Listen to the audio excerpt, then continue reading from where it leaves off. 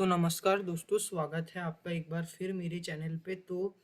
आज मैं वीडियो बना रहा हूँ, यानी कि मैं वापस आ चुका हूँ। तो 14 मार्च है आज, यानी कि आज जो डेट है या दिनांक है, तो आज आप देखिए, तो 14 मार्च 2022 ऑलरेडी हो चुका है।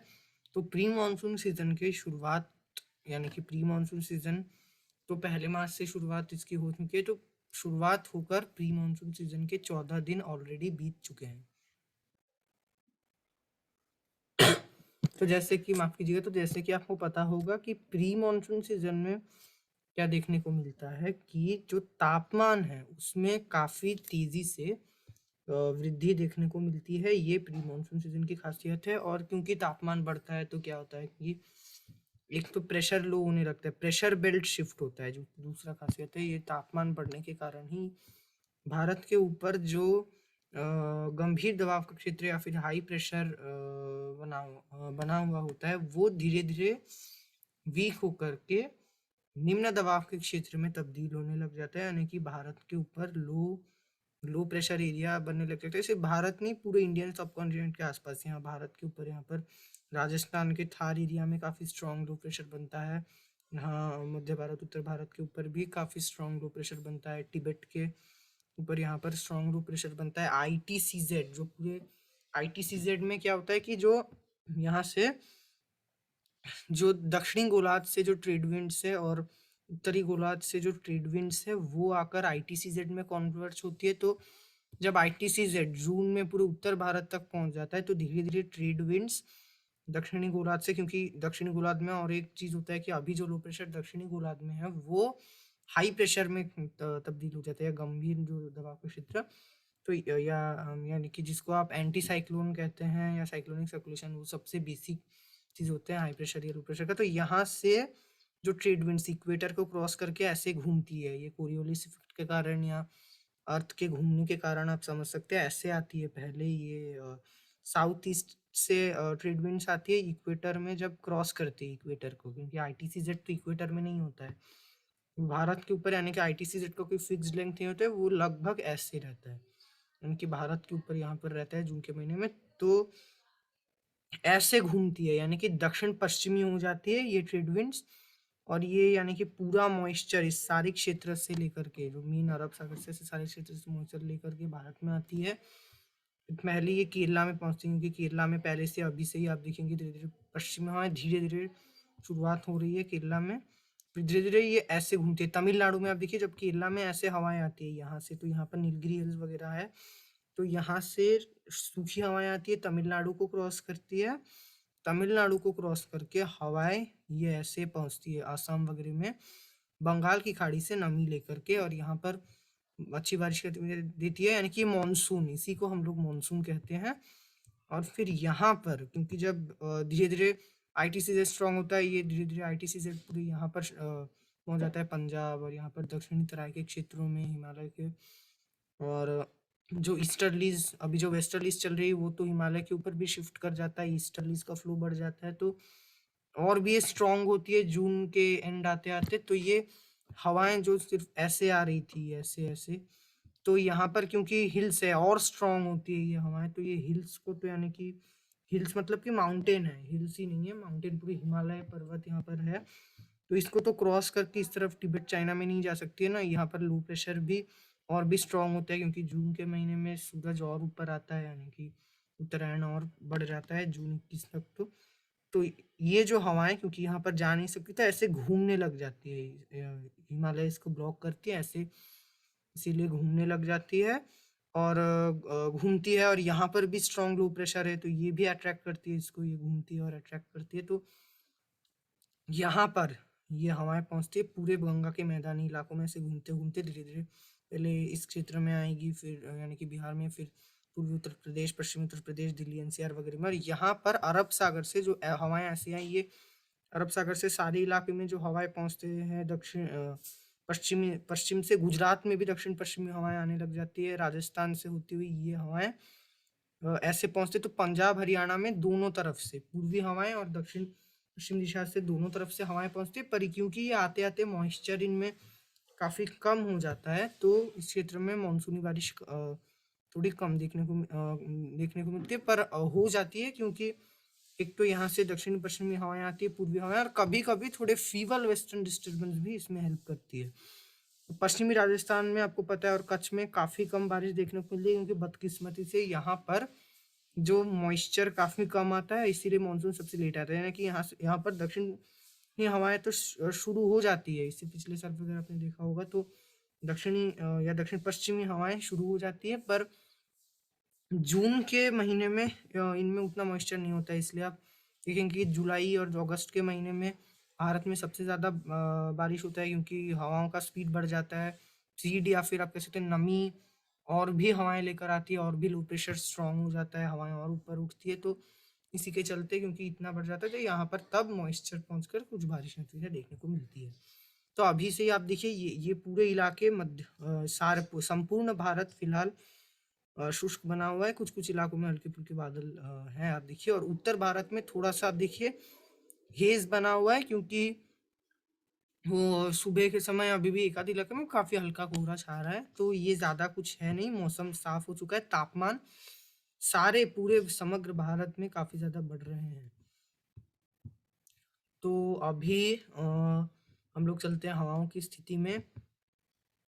तो हवाएं आप देखिए फिलहाल कुछ इलाकों में जो है लू जैसे हालात फिलहाल बनते हुए नजर आ रहे हैं, जो कि अगले कुछ दिनों तक रहेंगे अभी। तो इसके बारे में मैं आगे बात करता हूँ। तो उत्तर भारत से ही शुरुआत करते हैं अभी। तो उत्तर भारत में आप देखिए कि एक माफ कीजिए, वो स्क्रीन आने की कुछ प्रॉब्लम होता, तो अभी शुरुआत करते हैं उत्तर भारत से। तो उत्तर भारत में जैसे कि मैं बोल रहा था कि फिलहाल तो ज्यादा कुछ यहाँ पर नहीं है, तो एक वेस्टर्न डिस्टरबेंस काफी हल्का आते हुए नजर आ रहा है, आप देखिए आजकल के अंदर यहाँ पर आएगा, पर ये मैदानों में कोई भी बारिश नहीं देगा, कोई भी बारिश की गतिविधियां मैदानों में होने की संभावना नहीं है। उल्टा मैदानों में क्या हो रहा है कि यहाँ पर थार एरिया से हवाएं आ रही है, अब देखिए थोड़ी थोड़ी पहुंच रही है, हालांकि पंजाब वगैरह में ज्यादा पहुंच नहीं रही है, पर राजस्थान में ये जो पश्चिमी राजस्थान और थार से आती हुई हवाएं जो इस क्षेत्र में पहुंच रही है, यानी कि उत्तरी राजस्थान में, उत्तरी और उत्तर पश्चिमी राजस्थान इस क्षेत्र में, यहाँ भटिंडा, अलवर, उचुरू, अलवर इस क्षेत्र तक ये हवाएं ऐसे आ रही, क्योंकि थोड़ा सा अट्रैक्शन है वेस्टर्न डिस्टर्बेंस के कारण, थोड़ी सी हवाएं बदली है। तो दोपहर को आज आप देखिए तापमान काफी ज्यादा, ये जो पूरे राजस्थान में राजस्थान में पूरे पूरे राजस्थान में आप देखिए दिल्ली एनसीआर वगैरह में डायरेक्ट यहाँ से ऐसे हवाएं नहीं आ पा रही है, तो तापमान को ये यानी कि ज्यादा नहीं बढ़ा पाएंगे, यहाँ पर ज्यादा लू का असर नहीं रहेगा। तो रेन और थंडर की मैं बात करूँ, यानी कि वही बारिश गतिविधियों की मैं बात करूँ, तो काफी हल्की हो सकती है बर्फबारी या बारिश पहाड़ों में, ये पश्चिमी विक्षोभ दे आजकल के अंदर, वो भी उत्तरी पहाड़ों में, जो गिलगित बाल्टिस्तान लद्दाख के उत्तरी इलाके, यहीं पर बारिश होगी, और जो हिमाचल प्रदेश, उत्तराखंड और जम्मू एंड कश्मीर के ज्यादातर इलाके ही इससे अछूत रह जाएंगे। आगे और एक पश्चिमी विक्षोभ 18 तारीख को आएगा। अभी जैसे क्या हो रहा है कि धीरे धीरे पश्चिमी विक्षोभ क्योंकि वेस्टर्लीज धीरे धीरे अभी उत्तर में शिफ्ट हो रहे हैं हिमालय के, क्योंकि जैसे जैसे उत्तरायण आगे बढ़ता है या सूरज और ऊपर ऊपर आने लगता है, तो सारे वेदर सिस्टम यानी कि जो ऐसे पश्चिमी विक्षोभ के जैसे, तो ये ऊपर जाने लगता है, वेस्टर्लीज ही जो मेन है हिमालय के ऊपर चले जाते हैं, और मानसून में काफी जो मेजर चीज स्ट्रॉन्ग चीज जो यहाँ पर ईस्टर्ली शुरू हो जाती है, जो कि अब होता है कि पश्चिमी विक्षोभ को सपोर्ट चाहिए वेस्टर्लीज का यहाँ मेडिटेरेनियन सी से आने, यानी कि आने के लिए, पर ईस्टर्लीज इसका विरोध करती है उल्टा, और यहाँ पर पश्चिमी विक्षोभ जो वेस्टर्लीज जहाँ पर चलती है, यानी कि उस समय वेस्टर्लीज अभी ये जो जहाँ पर किर्गिस्तान, कजाकिस्तान, तजाकिस्तान यहाँ पर चलती है, तो यहाँ पर पश्चिमी विक्षोभ भारत से ज्यादा उग्र हो जाती है, जो कि सर्दियों में कम थे। तो एक और पश्चिमी विक्षोभ 17-18 तारीख को आते, यानी कि आएगा, ये धीरे धीरे तजाकिस्तान वगैरह उत्तरी अफगानिस्तान में रहेगा, और ये यानी कि उत्तर में ऑलरेडी जो है शिफ्ट होने लग गया है, पर ये जो 18-19 तारीख को हो सकता है कि थोड़े दक्षिण में आए, पर फिर भी ये पाकिस्तान के उत्तरी इलाकों में बारिश गरज के साथ देगा, और कुछ आपका जम्मू और कश्मीर के इलाके में देगा बारिश। भारत के जो मैदानी इलाके इससे अछूत रहने की संभावना है। और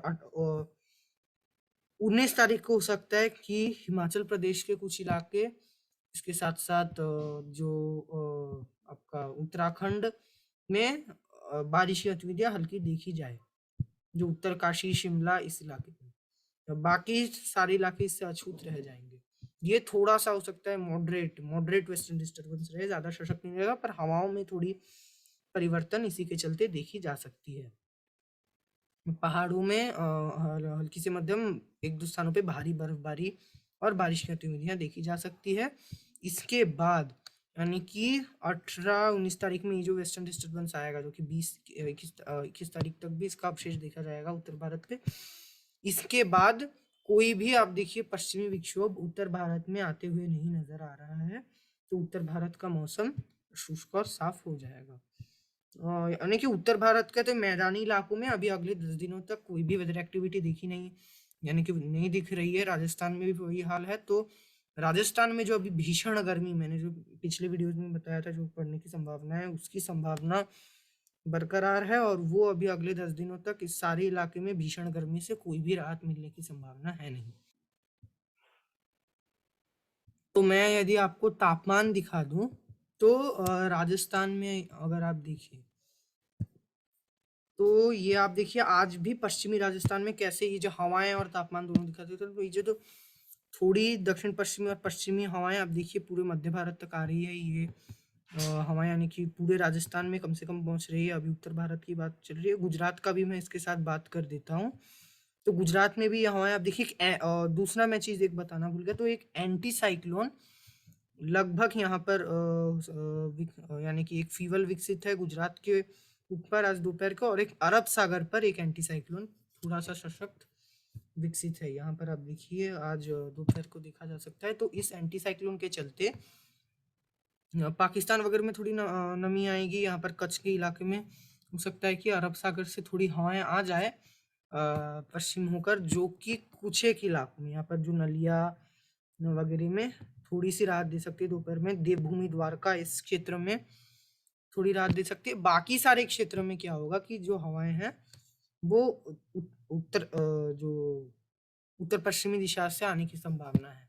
ये जो पूरे अहमदाबाद, महेसाना, पाटन, पलनपुर, चरंका, थान, फिर यहाँ वडोदरा में भी उत्तरी हवाएं आने की संभावना है। दाहोद और राजस्थान के भी सारे इलाके में, अजमेर, टोंक, यहाँ तक भी उत्तरी हवाएं सारे इलाकों में पूरे राजस्थान में थार के एरिया से आने की संभावना है। तो गुजरात में जो हीट वेव अभी चल रहा है गुजरात में, ये आज बरकरार रहेगी। मुंबई में भी आंतरिक हवाएं आने की संभावना है, यानी कि सी से हवाएं काफी कम होगी। हो सकता है कि दोपहर को थोड़ी सी से हवाएं आ जाए, पर जो आंतरिक मुंबई के और जो कल्याण, थाने, ये थाने और जो डोंबिवली, ये जो क्षेत्र होगा, यहाँ पर आंतरिक हवाएं लगातार आएंगी, जो कि राजस्थान से यहाँ से ऐसे होती हुई मध्य प्रदेश होती हुई आ रही है। तो इस क्षेत्र में भी हीट वेव रहने की संभावना आज है। मैदानी इलाकों में भी लगातार तापमान में बढ़ोतरी देखी जा रही है। हालांकि पंजाब में जो लू जैसे प्रकोप पंजाब के ऊपर तो नहीं बन रहे हैं, पर पूरे मध्य भारत तक, यानी कि मध्य भारत में एकदम भीषण लू जैसा प्रकोप नहीं, पर दोपहर को अगर आप बाहर जाएंगे मध्य भारत में भी तो थोड़ी गर्म हवाएं देखी जा सकती है। तो ये रहने वाला उत्तर भारत का मौसम। और धीरे धीरे तापमान में और भी कुछ बढ़ोतरी देखी जा सकती है। लू का ये जो हवाएं चल रही है लगातार पश्चिमी राजस्थान से, जहाँ पर पश्चिमी राजस्थान में तो देवा, बीकानेर, जैसलमेर सारे इलाकों में 40 डिग्री तक भी तापमान जा सकता है, यानी कि 37, 30, 39, 40 डिग्री तक तापमान देखी जा सकती है। गुजरात में भी वही रहेगा, यानी कि हीट वेव पश्चिमी राजस्थान में कल और भीषण हो सकती है। 16 तारीख को और भी हीट वेव बढ़ जाएगा पश्चिमी राजस्थान में। और ये जो लू जैसे हवाएं काफी तेजी से, ये आप देखिए काफी तेजी से यहाँ पर मध्य प्रदेश सारे इलाके में पहुंचेंगे। इसके बारे में मैं अभी बता रहा हूँ मध्य भारत में। तो यानी कि सर्दी विदा हो जाएगा, और अगले 1-2 दिन तक होली आते आते संपूर्ण सर्दी 17 तारीख 18 तारीख तक सर्दी विदा होने की संभावना। भीषण गर्मी 17 तारीख को राजस्थान के ऊपर देखा जा सकता है। जोधपुर, जयपुर तक 40 डिग्री तक तापमान आने की संभावना बनी हुई है। और जो लू जैसे प्रकोप सारे इलाके में, पाकिस्तान पंजाब तक भी हो सकता है, कुछ इलाकों में थोड़ी लू जैसे प्रकोप जो चले जाएं। और जो पहाड़ी क्षेत्र उत्तर भारत के, यहाँ पर भी शिमला वगैरह में भी यहाँ पर पश्चिमी हवाएं आने की संभावना है, यहाँ पर भी तापमान में बढ़ोतरी देखी जा सकती है। 18 तारीख को भी कुछ ऐसे ही हालात बने रहेंगे। हालांकि 18 तारीख को एक और जो पश्चिमी विक्षोभ आएगा, तो इसी के चलते यानी कि हालात और बिगड़ सकते हैं, स्पेशली पंजाब और जो पाकिस्तान में, जहां पर अभी फिलहाल ये हवाएं नहीं पहुंचे। यहाँ पर भी अब देखिए हवाओं का जो दिशा बदल जाएगा। यहाँ पर अब देखिए थार के एरिया से आती हुई दक्षिण पश्चिमी हवाएं निकल करके साउथ ईस्ट होकर यहाँ पर काफी तेजी से पहुंचेंगी पाकिस्तान, उत्तरी राजस्थान के उत्तर पश्चिमी राजस्थान जो बाकी थे पंजाब इस क्षेत्र में। तो पंजाब के कई क्षेत्रों में 35 डिग्री को तापमान क्रॉस करने की संभावना है। जम्मू वगैरह में 30 डिग्री तापमान क्रॉस हो जाएगा। पाकिस्तान के जो कुछ क्षेत्रों में 40 डिग्री तक तापमान जाने की संभावना है इसी के चलते। और यहाँ दक्षिण में भी मध्य प्रदेश तक जारी रहेगी, लगातार ये हवाएं चलती रहेंगी।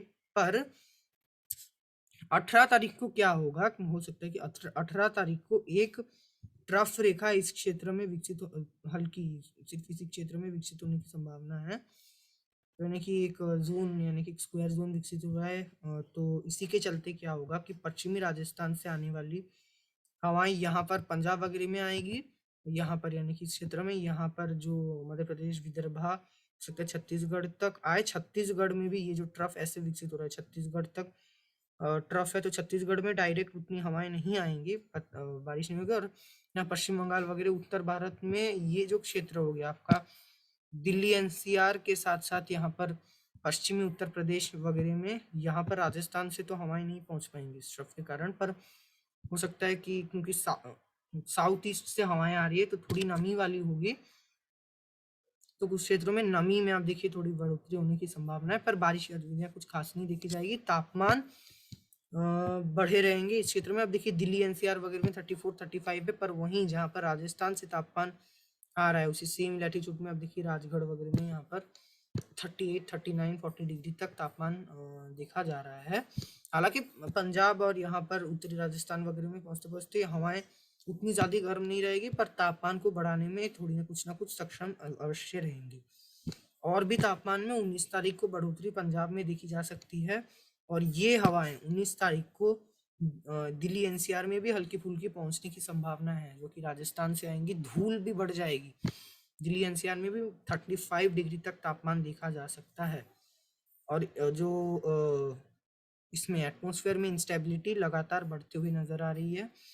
20 तारीख को थोड़े तापमान में गिरावट यानी कि देखने को मिल सकती है, क्योंकि एक तो बर्फबारी होगी, दूसरी ये जो राजस्थान से आने वाली हवाएं, राजस्थान के जो पश्चिमी इलाके में, क्योंकि कुछ पाकिस्तान से आने वाली उत्तरी हवाएं आएंगी जहां पर बारिश बर्फबारी होगी, तो तापमान में 1-2 डिग्री गिरावट के चलते लोगों को काफी मतलब थोड़ी सी राहत देखने को मिल सकती है। फिर भी पश्चिमी राजस्थान में तापमान 35 डिग्री के ऊपर रहने की संभावना है। पंजाब में जहां पर 35 डिग्री हो जाएगा, वहां पर भीषण गिरावट मैं आपको दिखाता हूँ। 18 तारीख को भीषण मतलब कि थोड़ी 33, यहाँ गुरुदासपुर वगैरह के आसपास 32-33 जो हो गया होगा, वो 20-21 तारीख तक आप देखिए तो 3-4 दिन में ही 28 डिग्री फिर से हो जाएगा, यानी कि 30 के नीचे एक बार फिर मैक्सिमम टेम्परेचर आ जाएगा।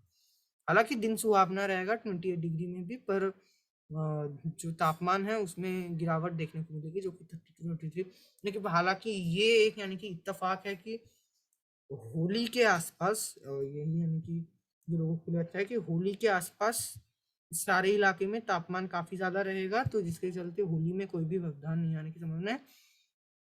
होली के बाद 1-2 डिग्री तापमान में गिरावट देखने को मिल सकती है। दिल्ली एनसीआर में भी जो 35 डिग्री तक पहुंचेगा तापमान, वो एक बार गिर करके 32-33 डिग्री तक आ जाएगा। गुजरात में भी एक आध कुछ क्षेत्रों में 1-2 डिग्री की गिरावट हो सकती है, ज्यादा कुछ गिरावट नहीं देखने को मिलेगी। और क्योंकि मध्य भारत में भी कुछ क्षेत्रों में लू जो चल रही थी, उसमें जो है आप कह सकते हो कि बंद हो जाएगी। इसके कारण और एक जो कारण बंगाल की खाड़ी में उभरता हुआ एक सिस्टम है, उसके बारे में मैं अभी आ रहा हूँ।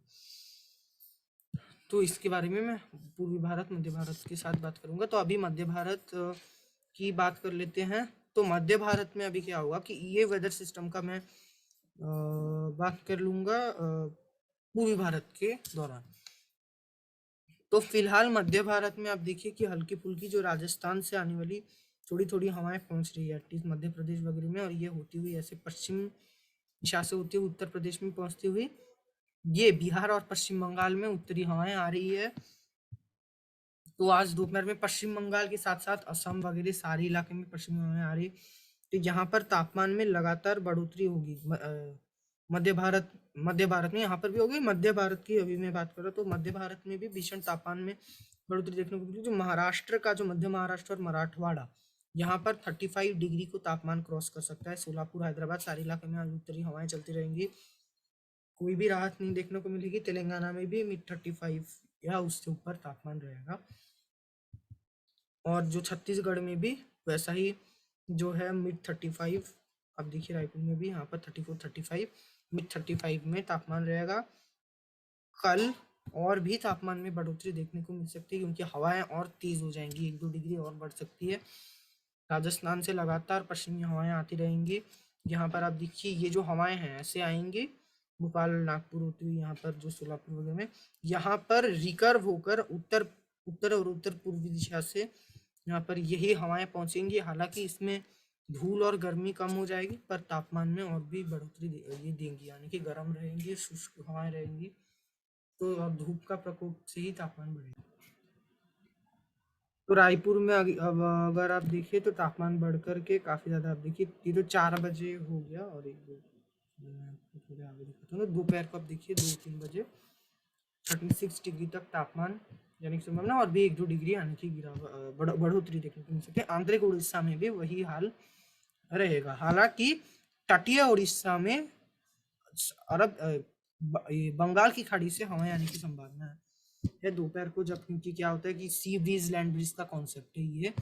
तो क्या होता है कि सी में प्रेशर, अब देखिए सी का जो तापमान है वो अभी मैं सी सरफेस टेम्परेचर तो वो तो अलग हो जाएगा, यानी कि पानी का तापमान है। एटमोसफेयर में भी मैं अभी सी सरफेस भी आप देखिए 28 है, यहाँ पर भी आप देखिए लगभग वही 28 है।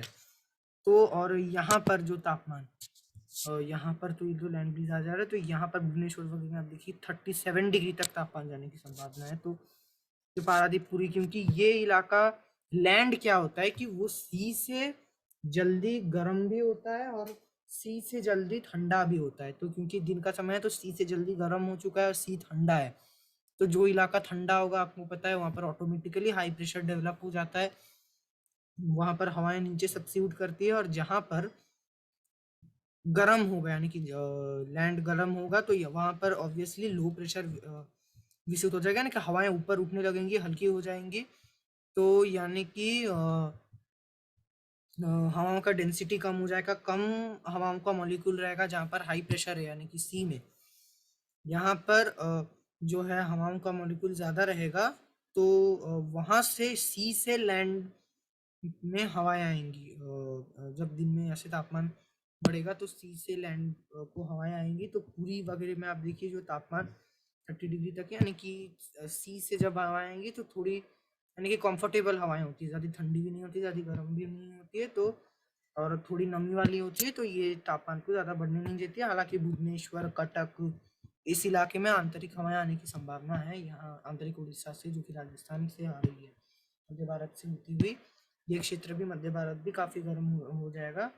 तो जो गर्मी का प्रचंड प्रकोप देखने को मिलेगा। यहीं पर ये जो कल्याण वगैरह जहाँ पर अरब सागर से ऐसे ही जो सी ब्रीज लैंडशिप का इसका कॉन्सेप्ट है, यहाँ पर सी से हवाएं आ रही, तो यहाँ पर भी 40 डिग्री को तापमान पार करने की संभावना है। 16 तारीख को क्या होगा कि ये हवाएं 16 तारीख को भी चलती रहेंगी, 17 तारीख को भी यही रहने की संभावना है। हालांकि 16-17 तारीख होते होते पूर्वी भारत में इन हवाओं में कमी आएगी। 17 तारीख को एक ट्रफ रेखा यहाँ पर विकसित होने की संभावना है पूर्वी भारत से सटे उत्तर भारत के ऊपर। तो इस ट्रफ रेखा के चलते क्या होगा, मध्य भारत में तो कोई भी राहत नहीं होगी, उल्टा ये हवाओं को और सपोर्ट करेगा ये ट्रफ रेखा। तो लगातार मध्य भारत में तेजी से ये जो पश्चिमी राजस्थान से आने वाली हवाएं ऐसे रिकवर हो गया है, जो वेस्ट से नॉर्थ वेस्ट होकर यहाँ पर काफ़ी तेज़ी से पहुँचती रहेंगी लगातार। तो तापमान लगातार बढ़े रहेंगे नमी काफ़ी कम होगी। आप देखिए नमी केवल ये 16-18% है रायपुर वगैरह के आसपास, पर नागपुर में दिखाऊं तो 10 से 9% तक नमी देखी जा सकती है। तो ये हवाएं लगातार चलती रहेंगी ईस्ट अफ्रीका के कारण, यानी कि इसके दक्षिण में, ईस्ट अफ्रीका के दक्षिण में पश्चिमी हवाएं आएंगे, पर इसके उत्तरी में, जो उत्तर अफ्रीका के उत्तरी इलाके में, यहाँ पर पूर्वी हवाएं पहुंचने की संभावना है, जो कि चंडीगढ़ वगैरह के आसपास तक पूर्वी हवाएं आएंगी पश्चिम बंगाल होती हुई। हालांकि इसमें ज़्यादा नमी नहीं होगी तो बारिश नहीं देगी, तापमान में 1-2 डिग्री गिरावट अवश्य करेंगी, और जो लू जैसे प्रकोप है उससे राहत देगा। पर मध्य भारत में लू जैसी प्रकोप 17 तारीख को जारी रहेगा। 18 तारीख को उत्तर अफ्रीका शिफ्ट होगा तो रायपुर वगैरह, ये जो छत्तीसगढ़ का इलाका है, यहाँ पर लू में राहत देखने को मिलेगा। पर जो ये महाराष्ट्र के क्षेत्र में तब भी, क्योंकि उत्तर अफ्रीका के पश्चिम में, तो यहाँ पर लगातार जारी रहेगी। 19 तारीख होते होते यहाँ पर भी राहत देखने को मिलेगा। विदर्भ वगैरह में भी लू से राहत देखने को मिलेगा, पर पश्चिमी मध्य प्रदेश के साथ साथ यहाँ पर भी तापमान बढ़े हुए, तो मराठवाड़ा, मध्य महाराष्ट्र के क्षेत्र में भी, और जो डेक्कन की एरिया, यहाँ पर उत्तरी हवाएं आए। 20 तारीख होते होते जो है इसमें भी कमी आने की संभावना है। 21 तारीख को हालांकि एक बार फिर 21 तारीख को उत्तर भारत से ऐसे थोड़ी थोड़ी रिकर्व होकर हवाएं आएंगी, पर जो राजस्थान से जो हवाएं ऐसे आ रही थी, यानी कि पश्चिमी हवाएं जब चल रही थी, तो अभी आप देखिए जो उत्तरी दिशा से हवाएं चलेंगी 21 तारीख को, तो ये पश्चिमी राजस्थान को तो गर्म होगी, पश्चिमी राजस्थान, पर उतनी ज्यादा गर्म नहीं होगी। अब देखिए 2-3 बजे 37 डिग्री तक ही तापमान रहेगा, क्योंकि जो हवाएं हैं वो उत्तरी दिशा से आ रही है। और एरिड रीजन में ये देखने को मिलता है, यानी कि जब ये उत्तरी हवाएं बंद हो जाएगी तो सैंड वगैरह, एक तो हीट होता है, कोई जो ठंडी करने के लिए भी नहीं होती, तो काफी जल्दी गर्म हो जाती है। और अगर ठंडी हवाएं चलती है तो गर्म नहीं हो पाती, और सारे इलाकों को ठंडी कर देती है, काफी जल्दी ठंडी हो जाती है। तो मध्य भारत में शुष्क हवाएं तो पहुंचेंगी 21-22 तारीख को, पर उतनी ज्यादा गर्म नहीं होगी। हालांकि राहत कुछ भी मध्य भारत को, ये जो क्षेत्र मध्य भारत का, अगले 23 तारीख तक नहीं दिखाई दे रहा है। तो अभी जो नेक्स्ट वेदर सिस्टम जो भरता हुआ, मैं जो बोल रहा था अभी पूर्वी भारत के साथ, उसकी बात करते हैं। तो यानी कि जो अभी पूर्वी भारत में लगातार फिलहाल उत्तर भारत के मैदानी इलाकों से आने वाली लगातार शुष्क हवाएं आ रही है, तो तापमान में कुछ वृद्धि होने की संभावना है। हालांकि राजस्थान से जो डायरेक्ट हवाएं, जो कि मध्य भारत में 15-16 तारीख को पहुंचेंगी, वो हवाएं पूरी भारत में उतनी ज़्यादा नहीं पहुंच पाएंगी, स्पेशली पश्चिम बंगाल, असम वगैरह में, उत्तर पूर्व में, तो उतने ज़्यादा तापमान को ये यहाँ पर नहीं बढ़ाएंगे। पर लगभग मध्य भारत के आसपास यहाँ पर भी mid-35 तक तापमान पहुंच जाएगा। तो जब यहाँ पर ऐसे mid-35 तक तापमान पहुंचता है तो सी ठंडा होता है, लैंड गर्म होता है, तो सी से जो धीरे धीरे हवाएं अभी यहाँ पर एक एंटी साइक्लोन काफी हल्का बन सकता है 15 तारीख को। तो सी से दक्षिण पश्चिमी दिशा से, पश्चिम बंगाल में दक्षिण पश्चिमी दिशा से 15 तारीख को हवाएं चलेंगी, जो कि 16 तारीख को और स्ट्रांग होने की संभावना है, तो थोड़ी नमी आएगी इसमें। और यही हवाएं क्या होता है कि मार्च में उतना नहीं देखने को मिलता है, पर यही हवाएं अप्रैल मई का महीना आते आते काफी उग्र हो जाता है और काफी तेजी से चलती है। और यानी कि यहाँ पर, जिसको इंग्लिश में नॉर्वेस्टर कहते हैं, या फिर जो आपका जो यानी कि यहाँ पर लोकल भाषा में बंगाली, और यहाँ पर असम में असमीज में काल बैसाखी, उड़ीसा में भी ये देखने को मिलता है। तो यहाँ पर भी काल बैसाखी देखने को मिलता है, जिसमें काफी ज्यादा, यानी कि काफी भीषण थंडरस्टॉर्म का activity, lightning, thunderstorm, torrential rainfall, आप कह सकते हैं मूसलाधार बारिश देखने को मिलती है इस इलाके में। ये जब काल बैसाखी होता है तो लगभग, यानी कि हवाओं का ऐसा ही, यानी कि होता है कि ये दक्षिण पश्चिम दिशा से, बंगाल की खाड़ी से काफी तेजी से हवाएं, तो ये दोपहर या शाम के समय देखने को मिलता है। और रात होते होते, क्योंकि एक बार फिर तापमान गिरते हैं, तो इसमें कमी आती है। उत्तर भारत में यही चीज, उत्तर भारत में स्पेशली इस इलाके में जो है धूल भरी आंधी चलती है यहाँ पर, क्योंकि इतनी नमी नहीं होती है तो ड्राई होता है ये एरिया। तो यहाँ धूल भरी आंधी चलती है, और धूल भरी आंधी में हो सकता है कभी कभी थोड़ी मोड़ी नमी होने से बूंदाबांदी देखने को मिलती है उत्तर भारत में। तो इससे फसलों को थोड़ा सा नुकसान होता है। पूर्वी भारत में भी ये काल बैसाखी से फसलों को नुकसान देखने को मिलता है। पश्चिमी राजस्थान में, जहाँ पर यानी कि पूरा डेजर्ट एरिया है, यहाँ पर या प्री मानसूनी गतिविधि आप तो नहीं कर सकते, पर यानी कि सैंड स्टॉर्म देखने को मिल सकता है। मध्य भारत में क्या होता है कि मध्य भारत में पूर्वी भारत और उत्तर भारत का मिक्सचर देखने को मिलता है। पश्चिमी मध्य प्रदेश में यानी कि यहाँ पर भी पश्चिमी मध्य प्रदेश में धूल भरी आंधी ज्यादा होती है, बारिश कम होती है। यानी कि ये देखने को मिलता है। छत्तीसगढ़, विदर्भ में और पूर्वी मध्य प्रदेश में क्या होता है, यहाँ पर भी ऐसे ही अचानक से काले बादल आते हैं कभी कभी, यानी कि प्री मानसूनी गतिविधियां देखने को मिलती है, यानी कि ऐसे बादल आते हैं। पर जो काल बैसाखी में ऐसे काफी तेजी से हवाएं चलती है, यहाँ पर तेजी से हवाएं तो चलती है, यानी कि आंधी देखने को मिलती है। आप धूल भरी आंधी भी इसको नहीं कह सकते पूरी, और ये आपका काल बैसाखी भी नहीं कह सकते, तो इसको आंधी देखने को मिलती है। धूल यानी कि हो सकता है कि बारिश से पहले आपको थोड़े तेज हवाओं के साथ धूल देखने को मिले, फिर ये धूल चले जाती है, और यानी कि हल्की से मध्यम, कभी कभी थोड़ी भारी बारिश भी, भारी भारी बौछारें भी कुछ समय के लिए देखने को मिलती है, थोड़े लाइटनिंग के साथ, और थोड़ी सी तेज हवाएं हो सकती है कभी कभी गस्टिंग में मैक्सिमम 50 से 60 चले जाए, उससे ऊपर काफी रेयर यानी कि कभी देखने को नहीं मिलती है इस क्षेत्र में हवा। पर यहाँ पर काल बैसाखी में जो हवाएं गस्टिंग में 80 से 100 किलोमीटर तक भी हवाएं पहुंच जाती है, और काफी नुकसान, मतलब नुकसान तो देखने को मिलता ही है। तो ये ऐसा होता है प्री मानसूनी गतिविधियां। दक्षिण भारत में प्री मानसून में बारिश ही ज्यादा देखने को मिलती है, जो कि जिसको कि हम लोग मैंगो शावर्स भी कहते हैं, जो कि मैंगो के लिए अच्छा होता है। तो पूरी भारत में अभी ये जो दक्षिणी दिशा से जो हवाएं पहुंचेंगी लगातार 17-18 तारीख को पहुंचती रहेंगी झारखंड के सारे इलाकों में। हालांकि बारिश नहीं होगी, पर तापमान कोई उतना ज्यादा बढ़ने नहीं देगा, फिर भी तापमान मिड 30 तक आ सकते हैं, उसको भी क्रॉस कर सकते हैं। 19 तारीख को देखिए 37 डिग्री तक मध्य इलाके पश्चिम बंगाल के देखे जा सकते हैं। वहीं 19 तारीख को एक चक्रवाती हवाओं का क्षेत्र अभी एक दक्षिण भारत के आसपास बना हुआ है, पर वो ज्यादा उतना स्ट्रांग होने की संभावना नहीं है। पर 19 तारीख को एक चक्रवाती हवाओं का क्षेत्र बनते हुए नजर आ रहा है। 19 तारीख को एक एंटी साइक्लोन बंगाल की खाड़ी में रहेगा, हालांकि ज्यादा स्ट्रांग नहीं रहेगा। तो ये चक्रवाती हवाओं का क्षेत्र धीरे धीरे यानी कि स्ट्रांग होता हुआ नजर आ रहा है। 20-21 तारीख तक ये स्ट्रांग होकर जो अंडमान निकोबार आइलैंड्स में धीरे धीरे हल्की से मध्यम बारिश शुरू हो जाएगी। 21 तारीख को भारी बारिश जो दक्षिणी द्वीप है अंडमान के, यहाँ पर देखने को मिल सकती है। उत्तरी द्वीप में मध्यम बारिश की गतिविधियां होगी। तो धीरे धीरे सशक्त होकर लो प्रेशर एरिया बन जाएगा। 22 तारीख होते होते और आगे बढ़ेगा, अंडमान निकोबार को क्रॉस करके, यानी कि मध्य बंगाल की खाड़ी में पहुंच जाएगा लगातार। इसलिए पूर्वी हवाओं का यहाँ पर जारी रहेगा। अभी फिलहाल बता नहीं सकते कि साइक्लोन बनेगा कि नहीं, पर हाँ, पर लो प्रेशर डिप्रेशन बन सकता है कुछ ना कुछ।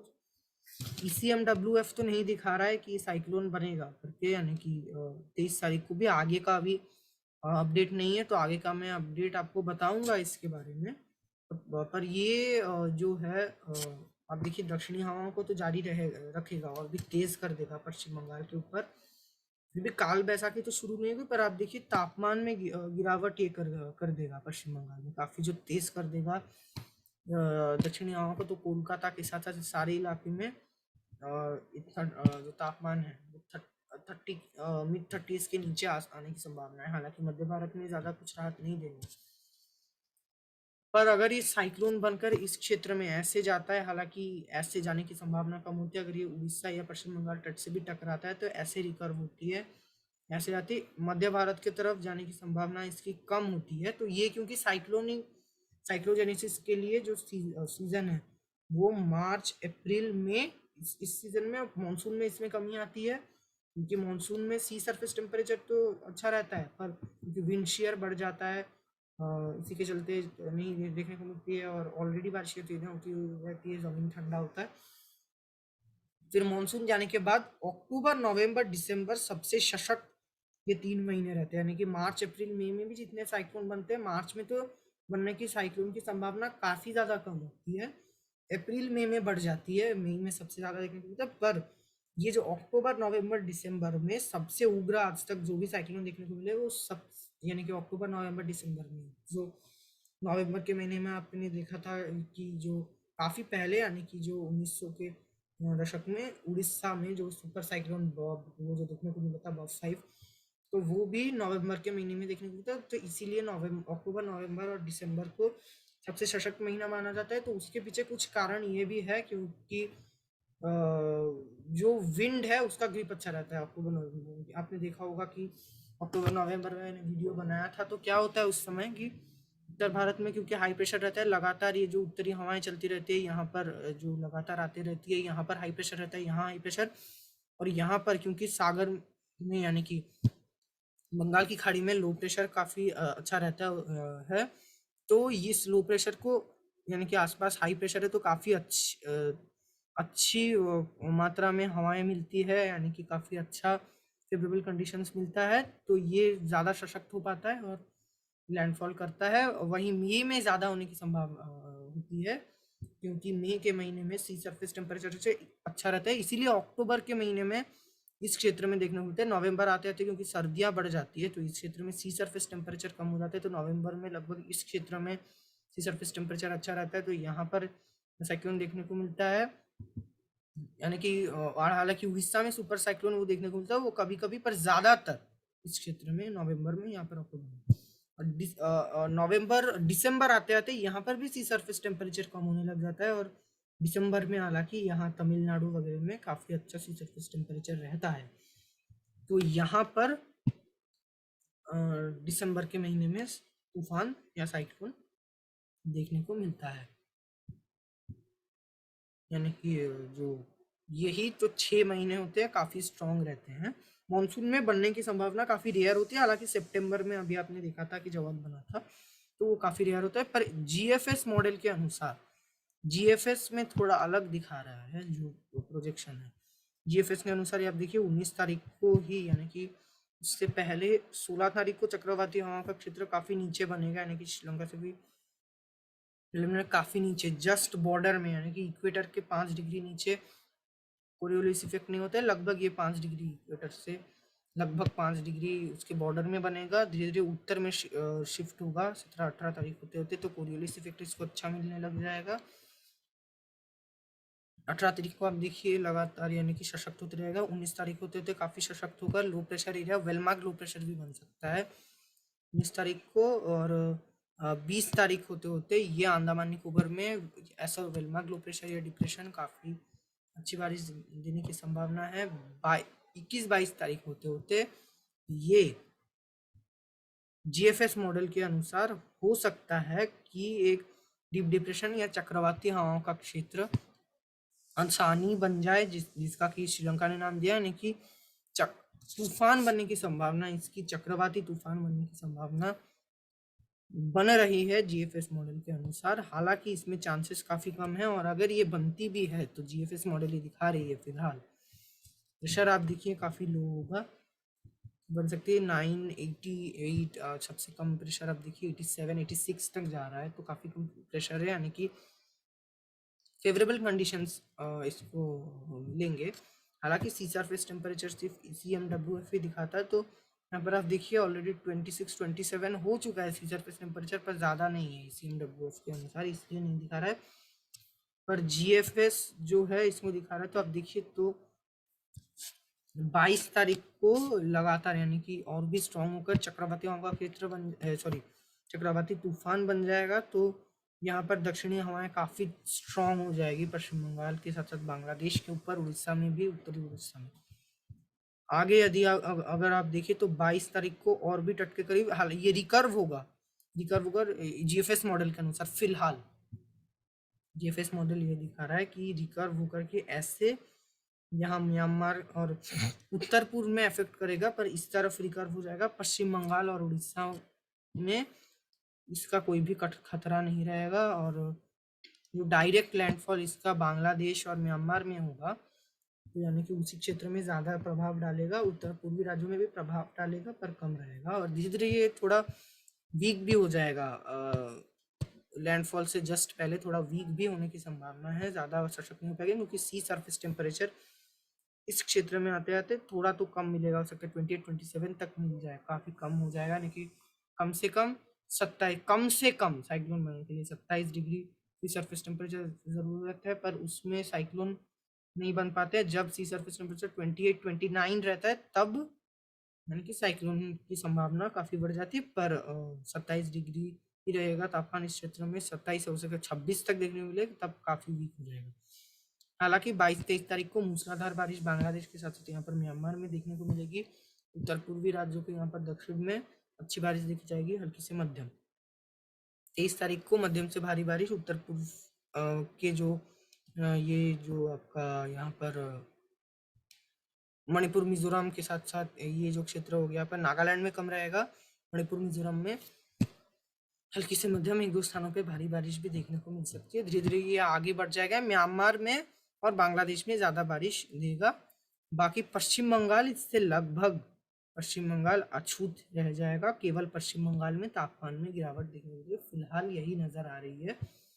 अगर ये इसका जो ट्रैक है वो ऐसा रहता है तो, पर इसके ट्रैक में अभी असमंजस की स्थिति है, यानी कि अभी बताया नहीं जा सकता है। अगले वीडियोज में मैं आपको बताऊंगा जब छवि स्पष्ट होगी।